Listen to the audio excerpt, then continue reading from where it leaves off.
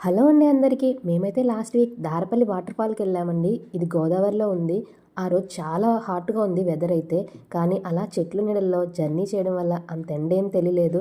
Return అయితే ఇంటికొచ్చేసరికి తెలిసిందండి. అమ్మో! ఇంత వేడిగా ఉందా క్లైమేట్ అని. ఫైనల్లీ చాలా దూరం జర్నీ చేసి వాటర్ ఫాల్ దగ్గరికైతే వచ్చేసామండి. కానీ ఎంట్రన్స్‌లో ఎవరిదో పెళ్లి పెట్టుకున్నారు లోకల్ వాళ్ళది.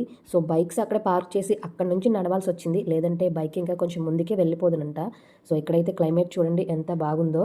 సో ముందైతే రోడ్డంతా బానే ఉంది వెళ్ళడానికి అనుకున్నాము. కానీ కొంచెం ముందుకెళ్ళాక అసలైన దారి కనిపించిందనమాట. సో అంతా మొత్తం రాళ్ళతోనే ఉంది.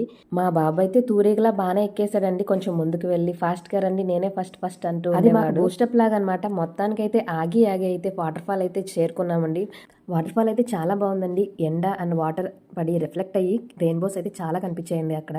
మొత్తానికైతే మేము వాటర్ ఫాల్‌లో మంచిగా ఆడుకొని, మంచిగా పిక్స్ అవి తీసుకొని కొంతసేపు అయితే ఉన్నామండి. కానీ తర్వాత ఎక్కువ టైం అయితే ఇక్కడ ఉండలేకపోయాము. ఎందుకంటే వాటర్ ఫాల్ పడే కింద రాళ్ళున్నాయి. సో మనం నుంచుని గాని, కూర్చొని మాత్రమే తడవగలము. ఇంకా స్విమ్మింగ్ అది చేయడానికి లేదు.